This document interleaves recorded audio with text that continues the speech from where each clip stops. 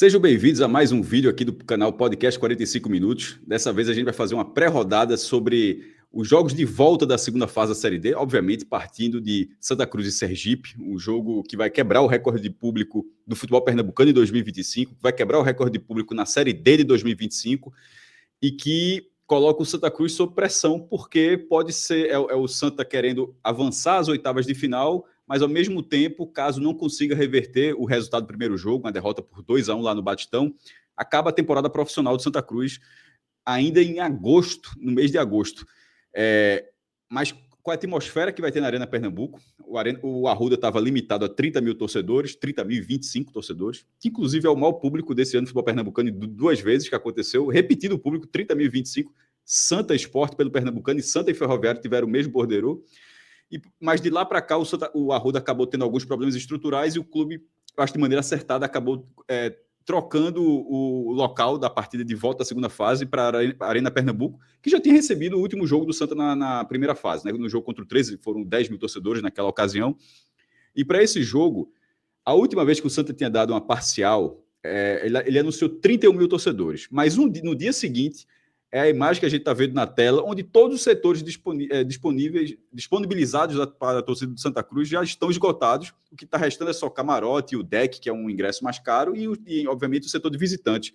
O que faz com que a gente já especule um público entre 35 mil e 40 mil torcedores. O que se acontecer, deverá quebrar o recorde do Santa Cruz na Arena Pernambuco, que o recorde do Santa na Arena é um jogo contra a América de Natal na Série B de 2014. Naquela ocasião foram 34.700 torcedores. Se bater 35 mil, será o maior público do Santa Cruz na Arena. O Santa Cruz, obviamente, ele usa menos a Arena do que Náutico Sport, por isso tem essa circunstância, mas agora tende a ser a casa do Santa Cruz na reta final.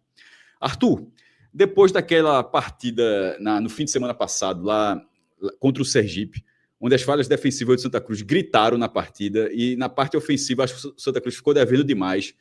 Veja, o barulho, como a gente fala aqui no Recife, né, o barulho a torcida do Santa Cruz comprou rapidamente. Mas dentro de campo, essa atmosfera, ou seja, não vai ter morosidade, isso aí vai ser impossível, porque se tiver morosidade, a pressão da arquibancada para o próprio time vai ser enorme. Mas daquela atuação que a gente acompanhou no Batistão, como é que você acha que o Santa Cruz chega para essa partida no qual o time está obrigado a vencer por um gol de diferença, pelo menos, para forçar uma disputa de pênalti, ou por 2 gols de diferença para avançar até as oitavas de final? Fala, Cássio, todo mundo aqui que está assistindo esse programa. Cássio, eu ia começar dizendo que eu espero que a lembrança dessa partida contra o América de Natal seja só em relação ao público, porque dentro de campo a lembrança não é nada boa daquela partida e a gente espera que a história seja diferente nesse final de semana. Como você falou, assim, é um jogo que não dá para esperar de forma alguma morosidade. O que pode acontecer é o outro lado da moeda, a afobação. Porque é um jogo que o Santa Cruz vai estar sempre jogando contra o relógio, né? Afinal, a partida começa com o Santa Cruz sendo eliminado. O 0-0 serve para o Sergipe. As expectativas para esse jogo, cara, é que a equipe consiga se recuperar, né? Consiga mostrar um futebol mais próximo do que fez o Santa Cruz se classificar com rodadas de antecedência na sua fase de grupos. Quando terminou a partida lá contra o Sergipe, sendo muito sincero, eu estava muito pessimista para essa partida de volta. Porque a gente viu um Santa Cruz contra o Sergipe que não foi uma novidade na competição. A gente viu um Santa Cruz no primeiro jogo que foi uma tônica do Santa Cruz na Muito mais segunda próximo metade. muito mais próximo do que vem sendo o Santa Cruz do que foi o Santa Cruz no retorno, né?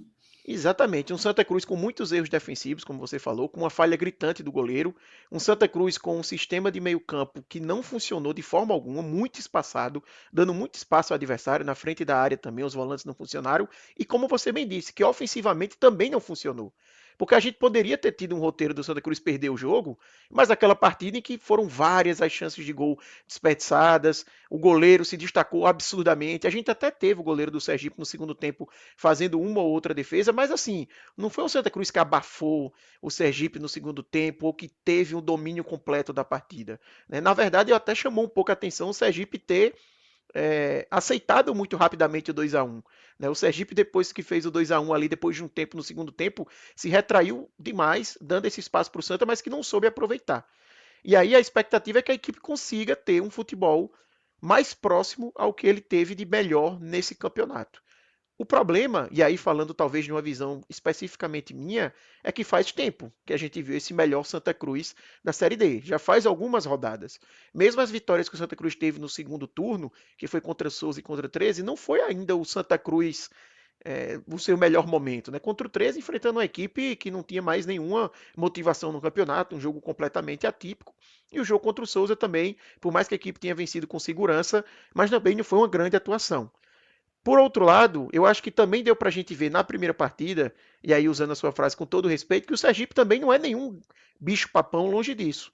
O Sergipe teve contra o Santa Cruz na primeira partida, e aqui eu não estou trazendo uma opinião minha, mas uma opinião da imprensa sergipana, de torcedores do Sergipe, que foi a melhor atuação da equipe. E mesmo assim foi um jogo que o Sergipe venceu por 2-1. Exatamente. E o Santa Cruz Foi bem a melhor mal. atuação do Sergipe, mas não foi uma grande atuação do Sergipe. É isso, é isso. O que faz com que você olhe e pense, pô, talvez o Santa Cruz não precise estar na sua melhor atuação na Série D para conseguir vencer o Sergipe e se classificar, né? Eu acho que o componente aqui é que o Santa Cruz ele vai ter que recuperar um bom futebol. Se ele seguir jogando a média que vem jogando, dificilmente vai ser o suficiente, mas também não é um Santa Cruz que precisa estar na ponta dos cascos ali para conseguir a classificação, tende a isso não ser necessário. O ponto é aquilo que eu trouxe no início, a afobação. E o próprio técnico do Sergipe, eu estava vendo no jogo que teve o Sergipe Jequié, quando o Sergipe tem um gol no finalzinho e vai para a classificação enfrentar o Santa Cruz. Na própria entrevista pós-jogo, Dico Ole comenta um pouco sobre a partida e ele cita que é importante eles buscarem o resultado dentro de casa, porque sabe que a partida de volta tem um público grande, mas que esse público pode virar contra o próprio Santa. Se termina o primeiro tempo na Arena 0-0 e vai passando o tempo no segundo tempo o Sergipe se classificando, a gente pode ter um caldeirão ao contrário, né? Servindo muito mais para pressionar os jogadores do Santa do que os jogadores do Sergipe. Então, tem vários aí fatores que podem influenciar na partida. E já entrando um pouco mais dentro de campo mesmo, algumas dúvidas, né, em relação à equipe titular. É um Eu ia entrar jogo em exatamente na que escalação, né? Assim, é tem isso. do que a gente viu para lá, não é nem por voltas, gente voltando que deixa essas dúvidas, é por desempenho mesmo que faz com que o time tenha dúvidas para essa partida, para essa segunda partida contra o Sergipe. Exatamente. Hoje a gente teve coletiva de Marcelo Cabo, maestro, e ficou claro que, hoje que eu digo sexta-feira, tá? A gente tá gravando esse programa na sexta-feira, véspera de quando começam os mata-matas, e o Santa Cruz, inclusive, joga no próprio sábado. Ele disse que o time do Santa Cruz estará 99% disponível. O único jogador que não vai estar disponível é Israel, que já é uma lesão de um grande tempo, então não é uma novidade. Ele está E fora, não é é um um por impacto cento, tá? grande. Veja, Israel, Sim, infelizmente, sim. Israel não é 1%. Eu acho que Longe disso, o percentual dele para esse time do Santa, eu diria até que é considerável, tá? Sobre o que ele vinha apresentando nessa temporada. Não, você está 100% certo. 1% que eu falo é mais porque não dá para dizer que é uma novidade para essa partida. Já se sabia que não ia contar com Israel para esse jogo e nem para o restante da Série D. Então, se você tira Israel porque já se sabia que não ia estar disponível, todos os outros do elenco, 100% do restante, está disponível para a partida, incluindo o Renato, que a gente vê aqui na foto, que está voltando de suspensão, aquela expulsão ridícula que ele teve contra o 13, então está voltando como opção para essa partida, e também Ariel, que não esteve disponível no primeiro jogo, Centroavante, né? e ele agora vai ser uma opção. Imagino eu que não para ser titular, e Totti.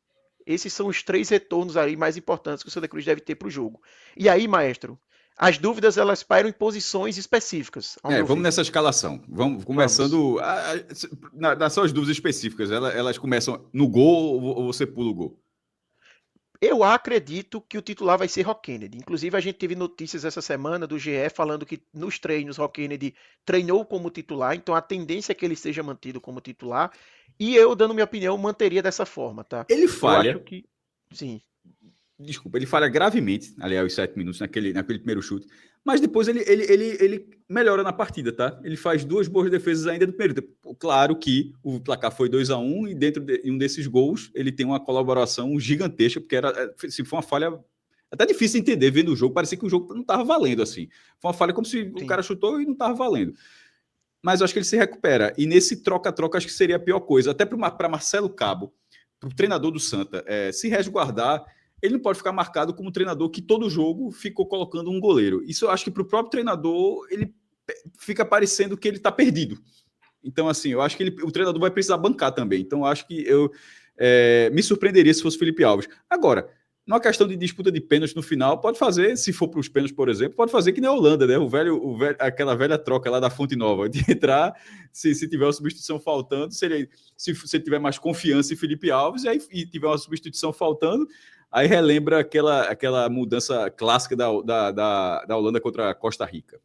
Foi Cru no lugar de Silensen, salvo Isso, engano, lá aquela na Fonte Nova, mudança. nas quartas de final da Copa do Mundo 2014. Detalhe, é lembrado porque deu certo, a Holanda passou. A Exatamente. Holanda ela foi para a semifinal. Virou exemplo, né? O Sport teve uma dessa, inclusive, que não funcionou, né? Eu Funcionou. acho que não... Que foi. Foi contra o Campinense na Copa do Nordeste? Foi. Detalhe, não funcionou porque os jogadores dele erraram, mas Magrão pegou pênalti. É, ele fez a Assim, parte dele. a parte dele ele fez, mas os outros jogadores perderam. Mas veja, não é tão lembrado. Se tivesse passado, provavelmente seria mais lembrado, Sim, como você claro. citou o caso lá da Holanda.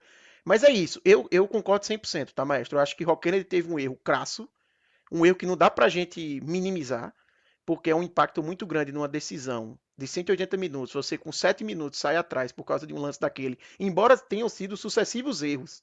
Não foi um lance que teve só o erro dele, né? A gente teve vários erros na jogada, mas passados os outros erros, não dá para levar um gol daquele, mas depois ele se recupera. Essa recuperação, para mim, é o que faz ele ser mantido como titular.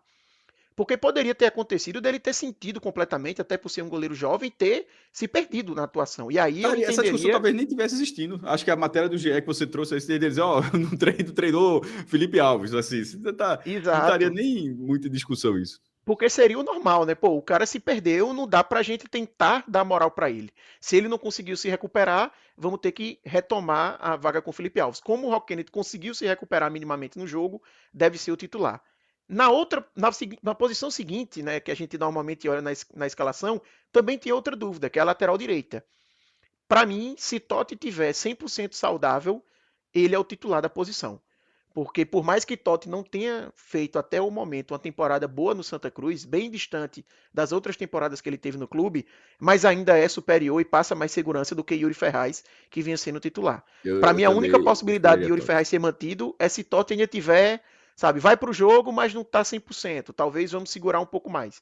Mas se tiver bem fisicamente, deve ser o titular na posição.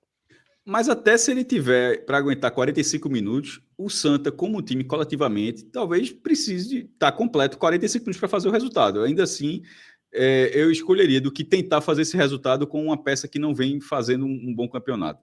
Veja, essa é uma dúvida mais acentuada do que a do gol. A do gol eu acho que não tem tanta dúvida, não. Nessa lateral talvez exista, e eu tô na linha que você trouxe, Arthur. Na zaga tem outra também. Eu vejo muitos torcedores pedindo a titularidade de William Alves no lugar de Matheus Vinícius. Matheus Vinícius que fez uma atuação muito ruim contra o Sergipe. Ele tá a gente Eu costuma acho dizer, que os na dois foto dos zagueiros dois gols. jogaram Isso, mal, os né? dois zagueiros, mas eu achei que Matheus Vinícius se destacou mais negativamente do que Eurico. Eurico vem sendo mais regular durante a campanha inteira da Série D. E o William Alves é um jogador que já foi bem no Pernambucano. Quando foi acionado nessa Série D, foi bem, principalmente a partida contra o 13. O Santa ganha muito no jogo aéreo com ele, que é um jogador que chama atenção nesse aspecto, tanto defensivamente como ofensivamente. Nessa temporada só tem um gol de cabeça, na verdade nem de cabeça, né? Um gol com jogada aérea, que a bola sobra ali, ele finaliza no cantinho. Contra o 13, mas em outras passagens pelo Santa, teve já outros gols marcados de cabeça, então, além da experiência, né, para um jogo A decisivo como experiência esse. para jogar no estádio com 40 mil pessoas, 35, 40 mil pessoas, e entender que aquilo ali não é para você ficar acuado, aquilo ali é para você ficar maior no jogo. Acho que isso. Motivado, né? É, então, ainda que o William Alves, o William Alves é um guerreiro nessa temporada do Santos, porque foi uma contratação muito contestada, Por mim, sim, mesmo o inclusive. Santa na Série D, mas nesse momento, mas não parecia ser que caberia ainda o William Alves, mesmo nesse momento do Santa. Mas eu acho que eu acho que ele se justificou, e nesse momento achar que ele pode ser uma peça interessante é um caminho, e aí, sobretudo nessa experiência, porque tecnicamente ele não foi tão mal quando foi acionado nessa competição. Exatamente. Agora, essa dúvida eu acho que é mais um desejo da torcida do que algo que está na cabeça de Marcelo Cabo. Marcelo Cabo, em nenhum momento na campanha, pareceu ter qualquer dúvida de que a dupla de zaga titular é Eurico e Matheus Vinícius. Então, por mais que para mim seja a movimentação correta, Me surpreenderia um pouco se amanhã aparecer o William Alves como titular. Então é mais um desejo do que uma dúvida real, sabe? Na minha opinião. Na lateral esquerda, é um pouquinho da situação da direita, porque Natan ele saiu lesionado na partida passada. Se ele tiver 100%, não há dúvidas. Ele é o titular, é um jogador que inclusive vem crescendo de rendimento e para mim era o melhor jogador do Santa no jogo passado, até ter a lesão dele, ele saía ali no intervalo. As principais investidas da equipe eram com eles, inclusive ele que gera o lance que tem o escanteio depois, né, do gol que o Santa acaba marcando. Então, deve ser titular, a não ser que ele esteja indo meia bomba para o jogo, o que eu também acho difícil, porque aí entra o que você falou, cara. Se é para ir meia bomba, ainda mais o cara sendo lateral esquerdo, você tem que colocar de início, porque não é um jogador que você coloca depois para conseguir o resultado. Não é um atacante, sabe? Que você, um caso, por exemplo, de Ariel, que a gente vai chegar mais para frente, que você pode realmente pensar numa situação de jogo mais específica, faltando alguns minutos. Então, a linha E essa situação de defensiva. jogo é uma situação de jogo na qual você consegue até ter outro estilo de jogo. Para o seu estilo Isso. tradicional, você tem que ter talvez as melhores peças para um primeiro momento. Você não dá para fazer um remendo para jogar da melhor forma que você sabe jogar. A que a gente vai falar mais para frente é, de repente, ter dois centroavantes na área, ter dois caras enfiados na área, levantando, enfim, no desespero, precisa de um gol de toda forma. Mas, enfim, vamos seguir com a escalação. Então, aí da linha defensiva, então, eu acredito que amanhã a escalação vai ser Totti, Eurico e Matheus Vinícius e Natan. Meu desejo seria o William Alves de titular, mas eu não acho que vai ser essa a escolha de Marcelo Cabo. E com o Roquene no gol, né? Só para deixar E claro, para Roquenini no deixar, né? gol, isso, Roquenini no gol. No meio-campo, a dupla de volantes, para mim, não tem nenhuma mudança. É Balotelli e Gabriel Galhardo, aí tá bem definido, não tem por que mudar. A função de meia, eu vejo alguns torcedores falando de mudar o esquema, talvez Galhardo jogar de 10, algumas especulações, mas eu também acho que é uma coisa muito mais Isso para mim desejo já da seria torcida. situação de jogo, por exemplo. Mas Exatamente. Isso para mim é desejo da torcida e não dúvida na cabeça de Marcelo Cabo. Para mim, na cabeça de concordo. Marcelo Cabo, William Júnior, ele é titular e por mais que, por exemplo, contra o Sergipe não tenha feito uma partida com bola rolando interessante, mas é um cara importante em bola parada que pode decidir jogo. O gol que o Santa Cruz faz é numa jogada ensaiada com o William Júnior lançando o Giovani na entrada da área e ele finalizando daquela forma para o Santa empatar no primeiro tempo.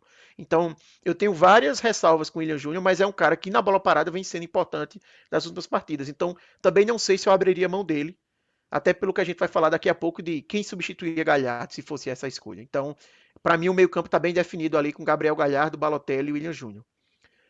Nas pontas, para mim, tem uma dúvida. Tiaguinho ou Renato? Quem joga? Giovani, para mim, está definida a posição dele, mas Tiaguinho vem caindo muito de rendimento. E fez uma partida muito abaixo contra o Sergipe. Enquanto o Renato aparece como opção depois da suspensão, e ele tinha feito uma partida até a expulsão contra o 13, por mais que eu não tenha gostado tanto, mas eu vi alguns torcedores gostando e marcou um gol. Então não sei se pode ser uma dúvida na cabeça de Marcelo O Cabo cara não essa vai utilização de cometer Renato. uma parada daquela de novo, assim, não é Não, possível. não, não é possível. Exatamente. Então, eu acho que é uma dúvida que paira, mas eu ainda acho que Marcelo Cabo deve seguir com o Thiaguinho. Tá? Eu Nesse considero caso, Marcelo Cabo um treinador bem mas eu pragmático. seguiria com Ele o não Thiaguinho costuma também, tá? mudar muito.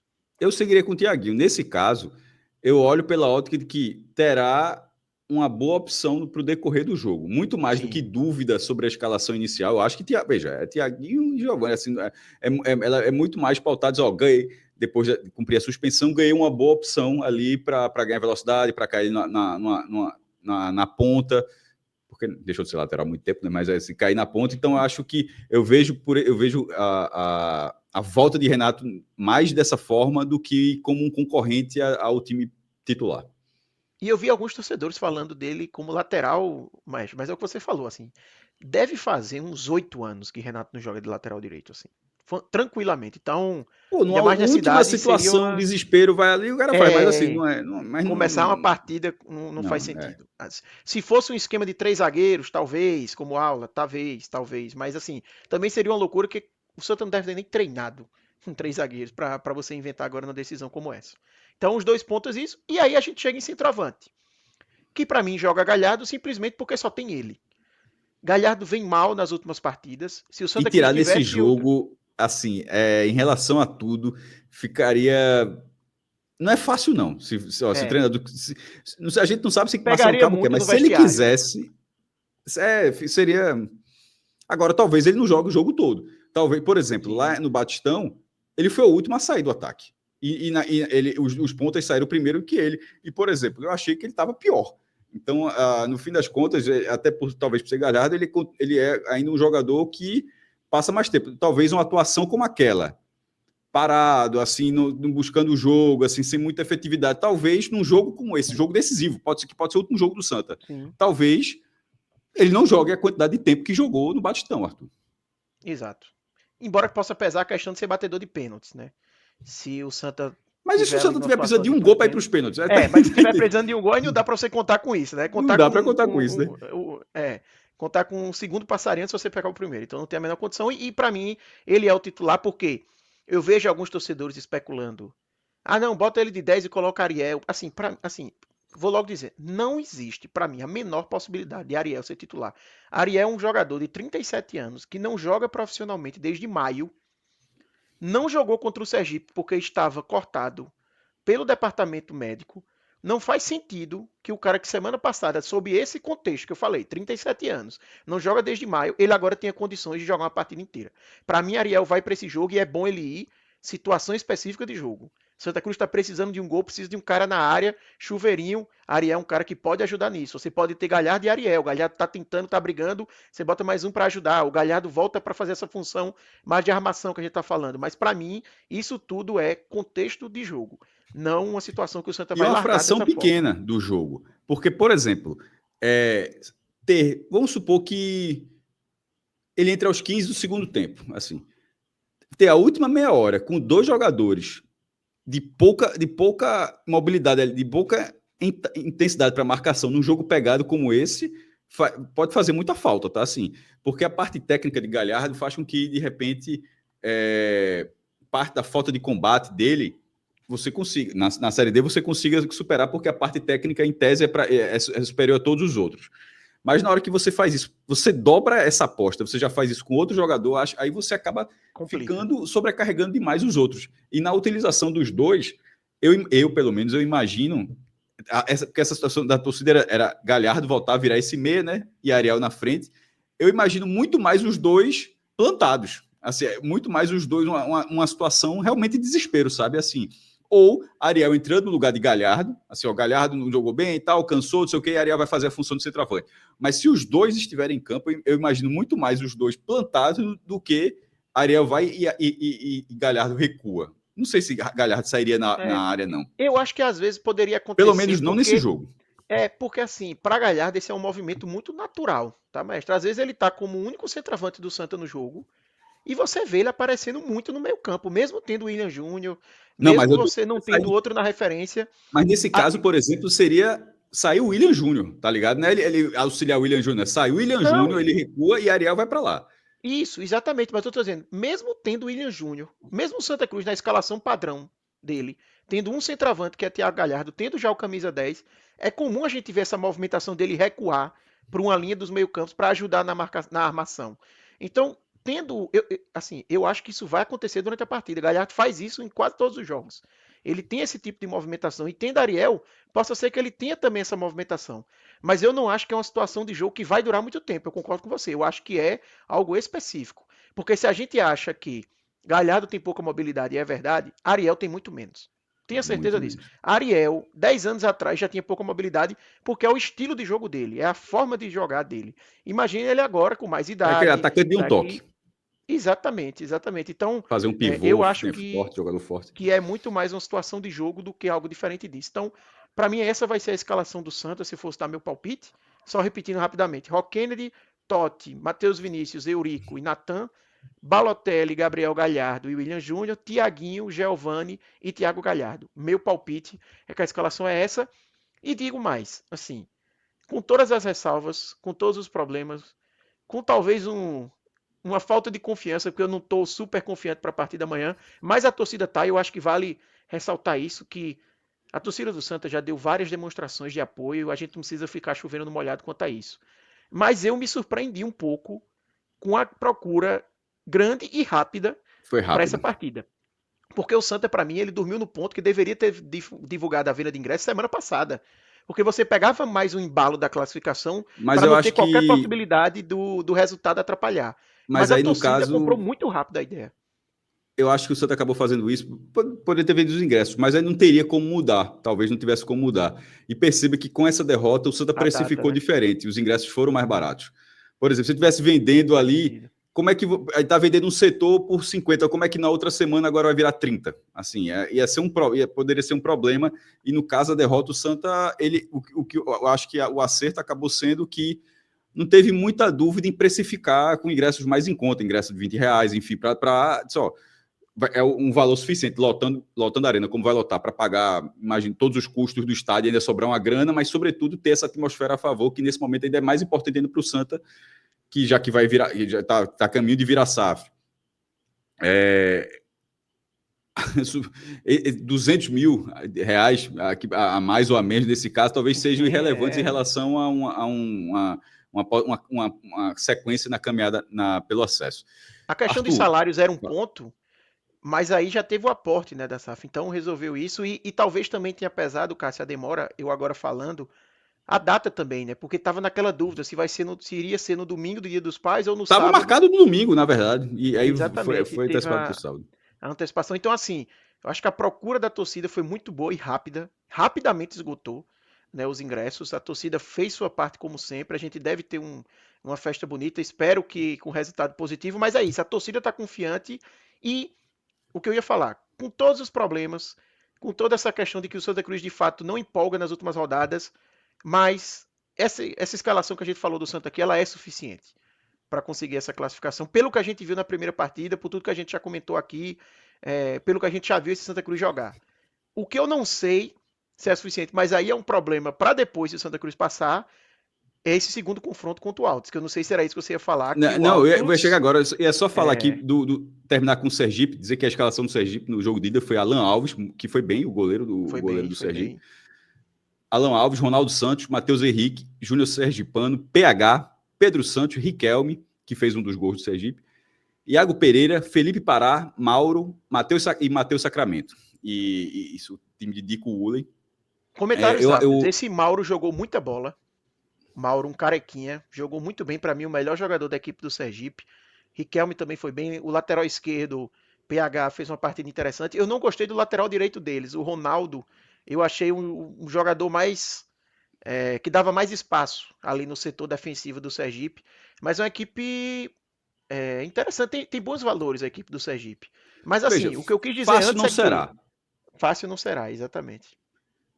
Não, se fosse fácil, você teria vencido o primeiro jogo como o Porque Altos assim, fez. ganhou, vai atropelar. Não, veja, todo jogo da Série D, acho que com o tempo a pessoa aprende que não. Ah, meu irmão, veja, você é o maior clube dessa divisão, mas infelizmente isso não basta.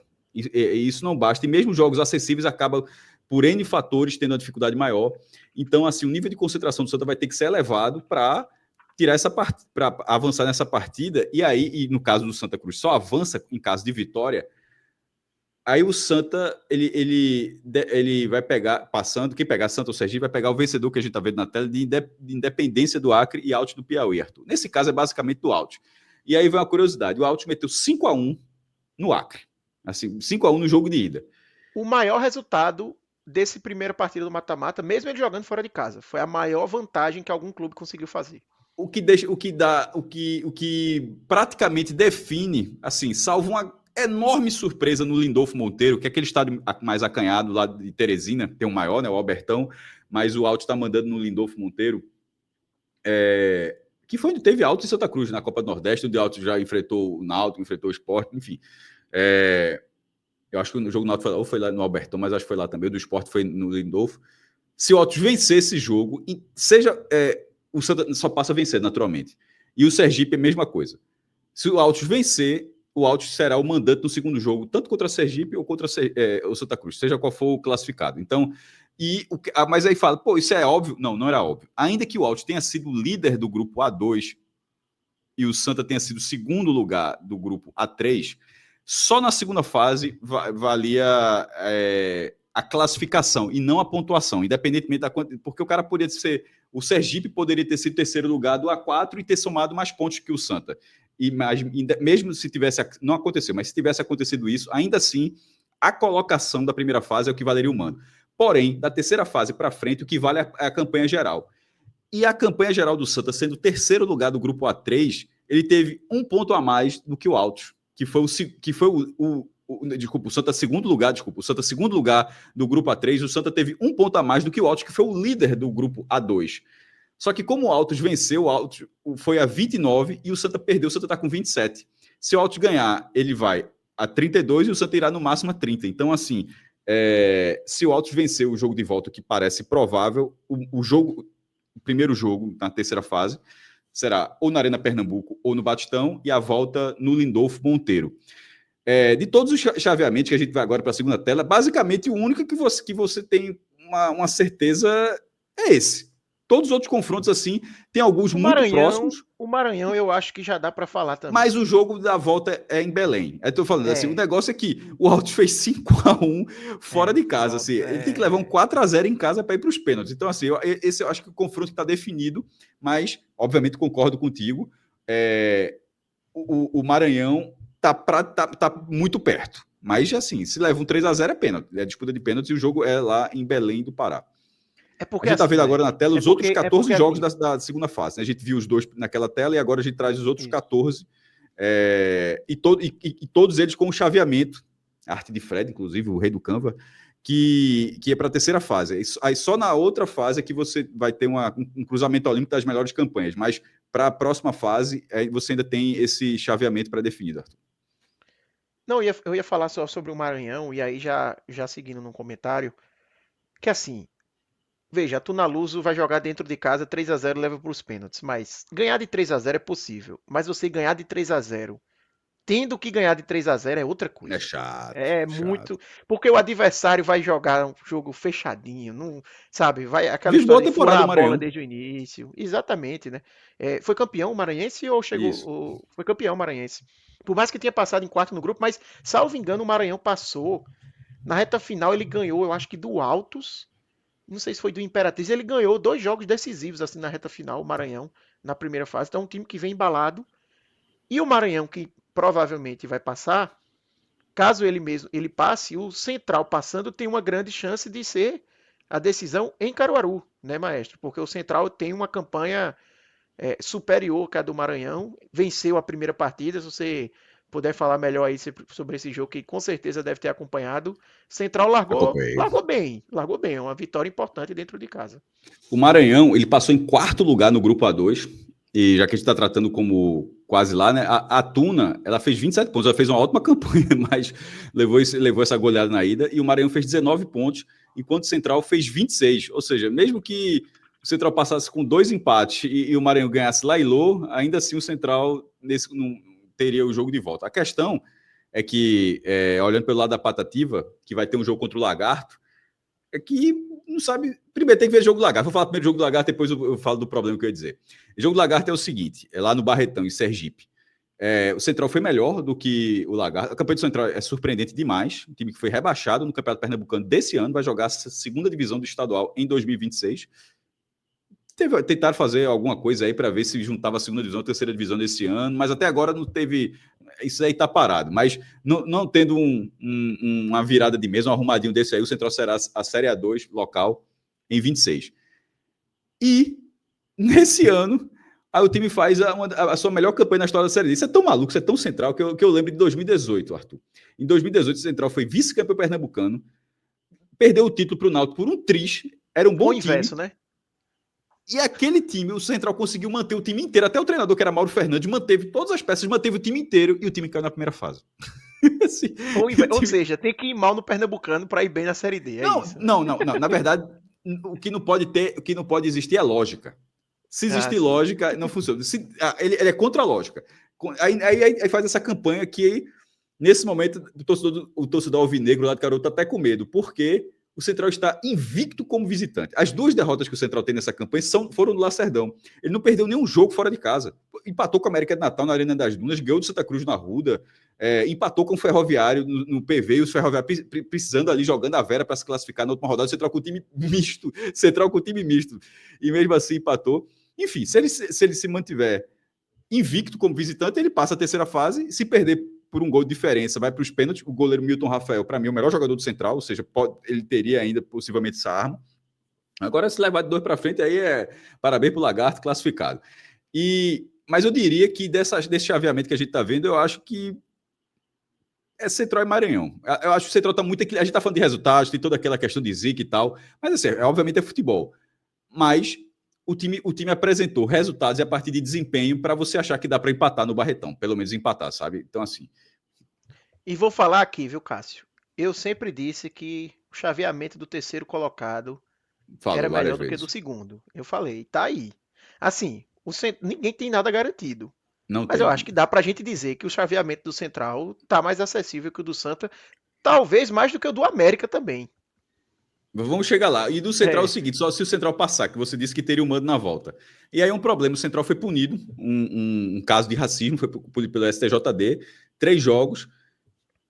Só teve público contra o Lagarto porque o Central não tinha sido notificado ainda. Você tem que ser notificado. Então pode ter público. Ele teve público liberado.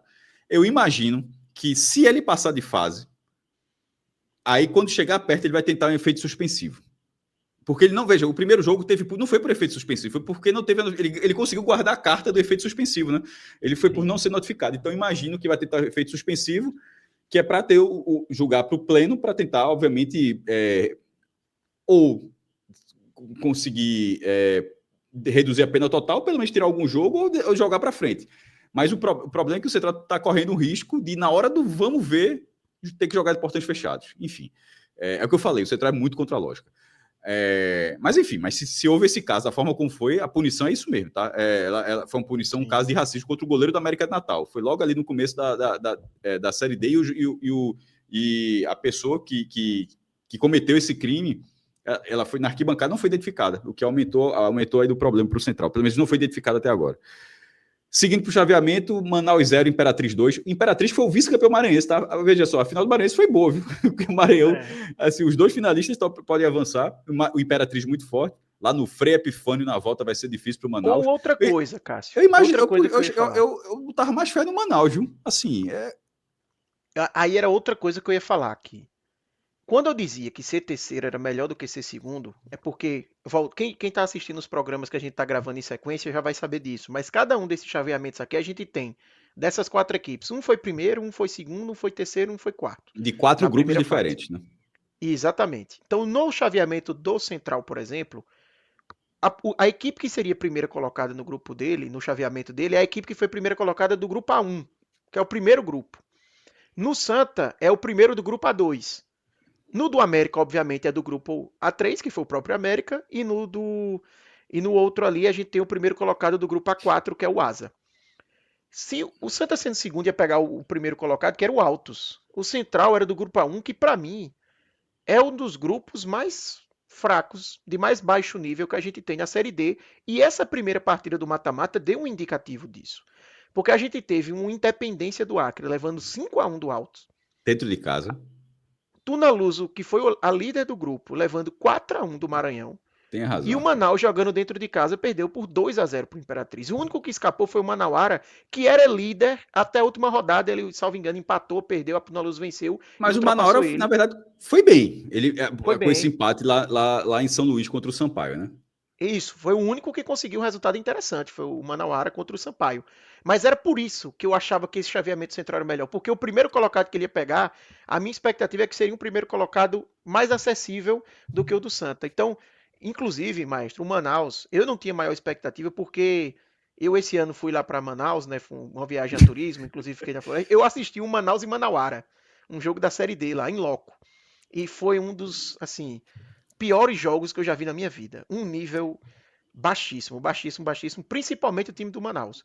O time do Manauara tinha um pouquinho mais de qualidade, o time do Manaus muito limitado, então eu já imaginava que seria uma equipe que teria dificuldades. Eu não conhecia o Imperatriz, mas salvo engano o Imperatriz é de Paulinho Kobayashi, que um técnico que já fez história no Imperatriz, já conseguiu, salvo engano, até acesso com o Imperatriz, quando o Imperatriz subiu da D para C, eu acho que era Paulinho Kobayashi. Eu tenho certeza que era ele num jogo com o Imperatriz quase só para a Série B. O Imperatriz jogou o mata-mata da Série C em 2019, né? E era Paulinho Kobayashi no comando, então é um treinador interessante. Não conhecia muito do elenco, não conheço ainda, mas realmente largou muito bem, né? Se a gente falou ali do Altos Maranhão, Depois deles, quem está mais encaminhado é o Imperatriz com esse 2-0 fora de casa, né? Só um parênteses rápido que você falou da vegetação. A gente aqui tem um agreste, a vegetação mais baixa. Quando você chega na Mata Atlântica, as árvores já crescem bastante. Mas na floresta amazônica é uma cavalice, viu? Assim, só é difícil. Não sei se nas árvores assim são muito diferentes assim do que a gente tem aqui da Mata Atlântica, que já é o resquício de Mata Atlântica que é denso, né?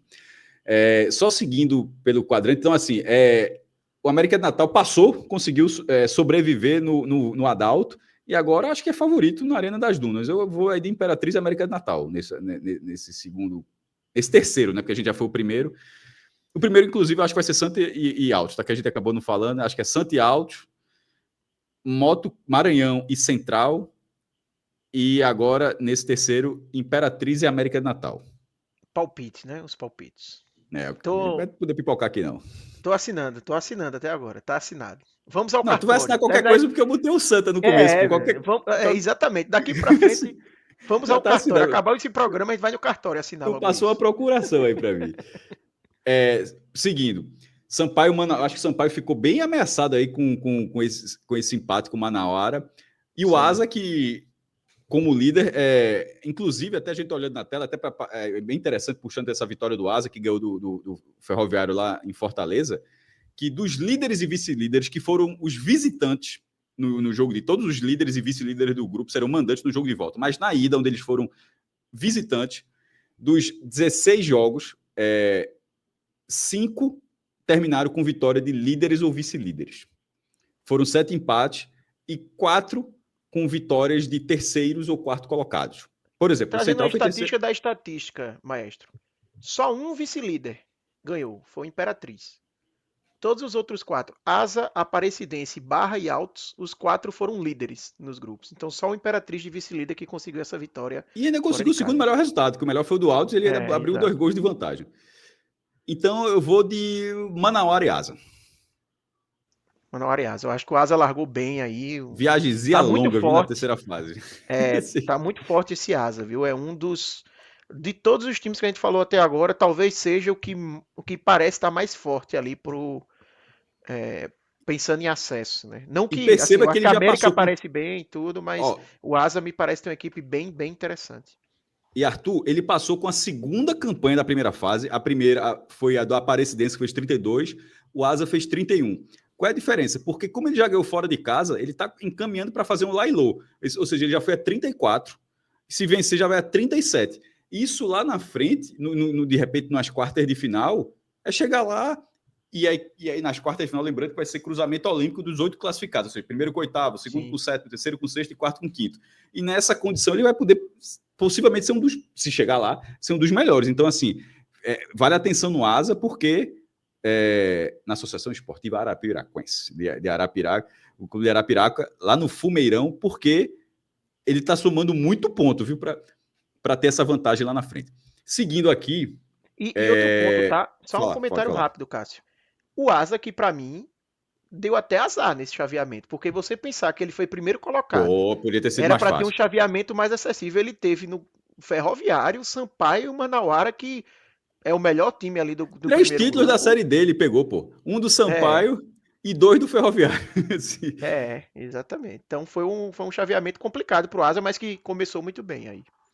Seguindo, Maricá e Aparecidense. Aparecidense, como eu disse há pouco, é a melhor campanha geral. Ela fez 32 pontos, time de Goiás, que já foi campeão, inclusive. Ele fez 32 pontos, sendo... É o Aparecidense de Lúcio Flávio. 10 vitórias, 2 empates e 2 derrotas. Assim, ela com 32 gols a favor, 12 contra, 20 de saldo. Então, assim, uma liderança muito consolidada. Assim, colocou 4 pontos sobre o segundo lugar, 7 pontos sobre o terceiro. E nesse jogo de ida contra o Maricá, acho que já abre vantagem. O outro está muito aberto. Ainda que o site do São José, sintético, com todo respeito, sintético. O sintético São José tenha lá, mas Goiatuba tá aberto, de Goiás. Mas eu acho que esse empatezinho pro São José foi bem interessante, porque ele basicamente eliminou o primeiro jogo, né? Agora é como se o mata-mata tenha se tornado só o jogo no no society, no sintético. Não, ele é favorito, eu só não acho Sintético. que a gente tava vendo agora, tem jogos que parecem muito mais encaminhados do que esse, tá ligado? Sim. Mas eu vejo ele com um favoritismo interessante aí. Para mim é São José e Aparecidense. Não acho que E vamos detalhe, ter São José confronto vencia o goiano. jogo até os 55 do segundo tempo. Sim. Aí o Goiatuba empatou de pênalti. Uma curiosidade para mim aqui, maestro, é que poderíamos ter, né, um confronto, podemos ter ainda, duas equipes do mesmo estado, né? O que é curioso porque isso significa que eles estiveram em grupos diferentes. Porque normalmente as equipes do mesmo estado jogam no mesmo grupo. Aqui a gente teve Goiatuba e Aparecidense jogando Eles não em podem estar grupos cruzando. diferentes e eles vão poder cruzar, porque justamente jogaram em grupos diferentes, o que chama atenção. E se isso acontecer, se a Aparecidense confirmar o favoritismo e o Goiatuba surpreender lá em Porto Alegre, isso já garantiria o futebol goiano no mata-mata do acesso. Já garantiria um time goiano na quarta fase. Né?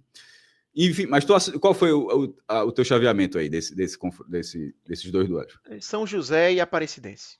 Pronto, para a gente não ficar aqui na tabelinha, dessa vez eu vou de Goiatuba.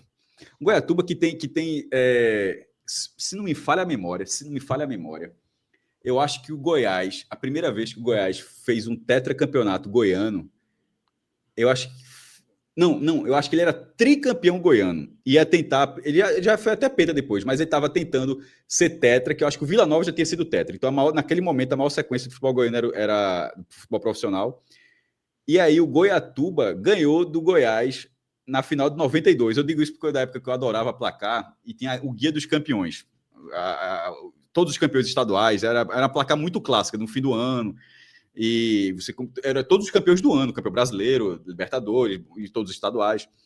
E tem a foto, meu irmão, se não me falha a memória, mas se a memória funcionou também foi boa, porque seriam 33 anos disso aí. E a legenda da foto do Goiás era Chora Goiás. Negócio assim, com o Goiatuba campeão lá, eu lembro. Mas enfim, depois vou atrás dessa foto, eu tenho quase certeza dessa edição. Tem que respeitar, viu? Porque o Goiatuba, para mim, dos escudos que passaram, é o mais difícil de saber de quem é o do Goiatuba. Difícil. Sem um nome aí, se Fred não bota o nome, talvez ficaria, com todo respeito ao Goiatuba, mas ficaria um pouco mais difícil. Eu ainda não tô tão ainda vou decorar, mas ainda não sabia o escudo do Goiatuba não, da forma como conheço vários outros aí. Como é o caso da Luverdense e do Rio Branco do Espírito Santo, que passou um jejum gigante, dos maiores jejuns que um clube grande de futebol já passou em cenário estadual, mas quebrou lá no Espírito Santo. 0-0. E a Luverdense, que já viveu ali Série B, já viveu o título da Copa Verde, mas está numa baixa muito grande. Confronto aberto naturalmente. Aliás, os dois empates 0-0. Marcílio Dias e Inter de Limeira. Não saiu um gol nesse confronto. Mas eu acho que o mando deve prevalecer. Eu vou de Rio Branco e Inter de Limeira nesse chaveamento. Assino. E se tiver uma surpresa, é em Luverdense e Rio Branco. Surpresa não. Mudança. Concordo. E Luverdense, inclusive, que eu estava com alguns torcedores do Santa vendo o último jogo do Santa, e o pessoal dizendo porque todo mundo foi a naquela, semifinal, foi Luverdense e Santa, não foi? Eu estou enganado, que foi a semifinal do Brasileiro da Série C. Série C. Foi a Série C de 2013. Isso. E o Santa pegou a Luverdense na Série C de 2013 e em 2011 foi contra o Cuiabá, a semifinal. Foi André Dias? Cuiabá que bateu depois Série A, tá aí na Série B, né? Isso. Subiu com o Santa na Série D de 2011. E aí o pessoal tava dizendo, rapaz, se chegar no mata-mata do acesso, vamos ver para viajar, e disseram qual seria o mais difícil de chegar. Eu acho que seria esse aí, viu? Luverdense é chato para chegar no Paço da Ema. Não, é Lucas do Rio Verde, né? Lucas do Rio Verde. Paço da Ema é o estádio, né? Eu acho que é Paço da Ema o nome. Lucas do Rio Verde fica a 334 quilômetros de Cuiabá. Assim. É chato. É chato. É o Paço da Ema. Por isso que é de broca para arrumar ponto lá. Vamos agora para o penúltimo chaveamento. Misto do Mato Grosso e Portuguesa. Misto venceu o primeiro jogo. É um dos 4 times que... Sabe quem fez o gol, maestro? Não faço ideia. Gilvan. O que fez o gol do Santa Central, que valeu a vaga da Série D desse ano do Santa, inclusive, né? Isso. Esse golzinho aí foi dele. Em 2024. Isso. Esse golzinho foi dele aí. De pênalti, mas foi dele.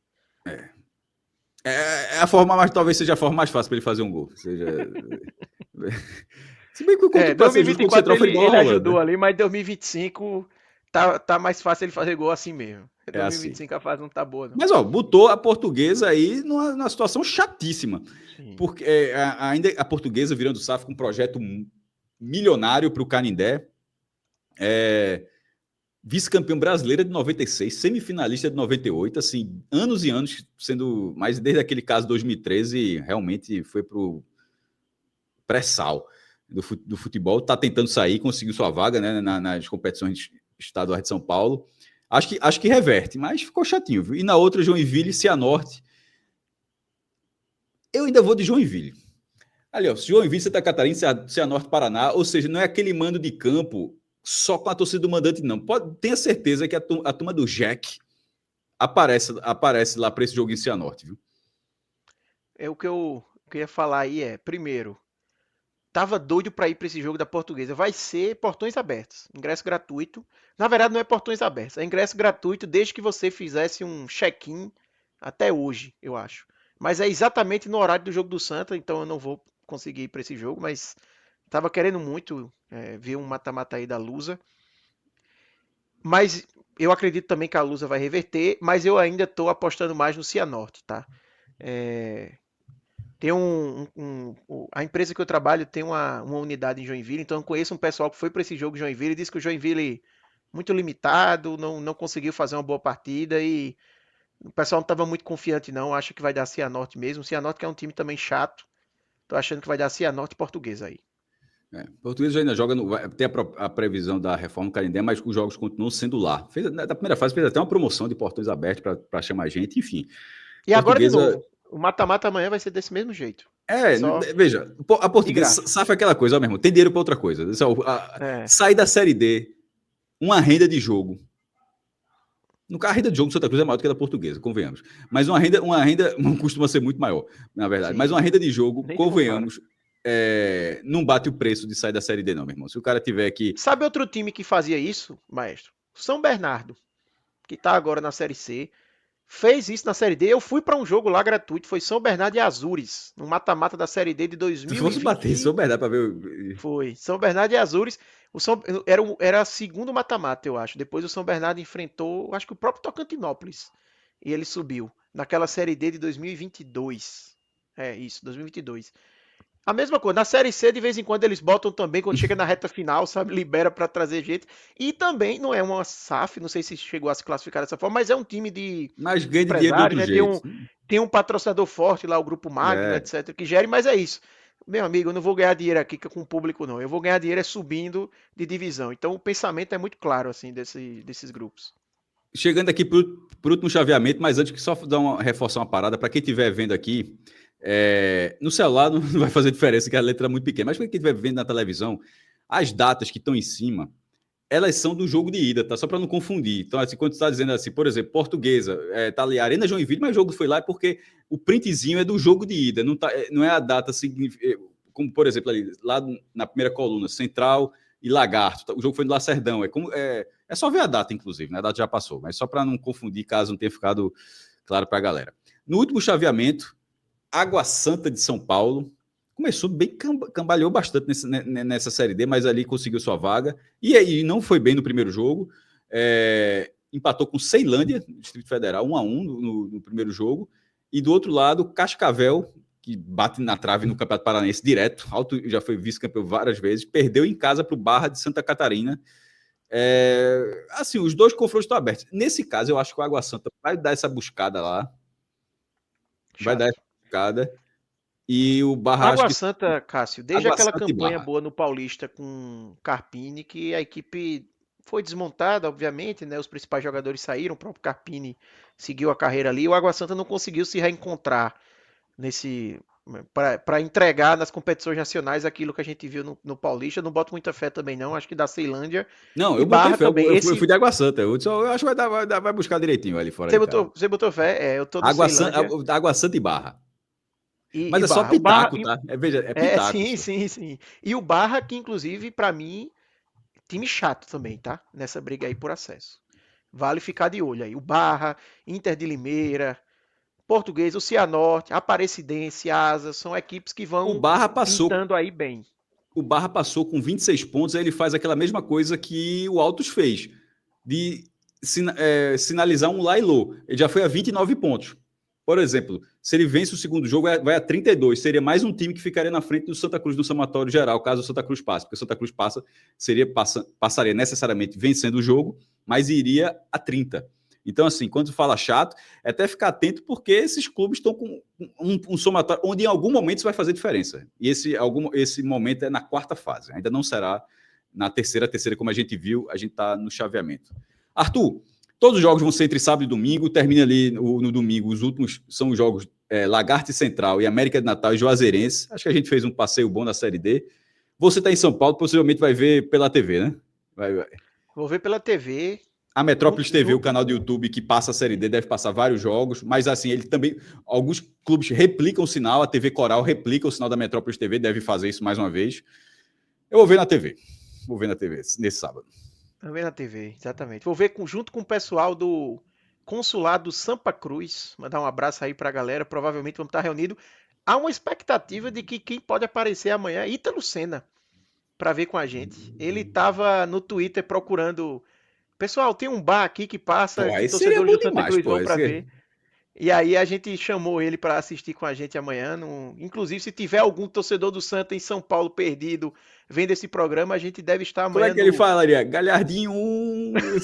Como é que fazia um sonzinho desse? É isso aí. E se o cara perder o gol, aguarde o processo, né? Eu até mandei para ele, eu disse, se você for pé quente, estaremos amanhã no seu modesto bar em Itaim. Se não for, aguarde o processo. Aguarde o processo. Então é isso. Ó, eu e Arthur estaremos juntos.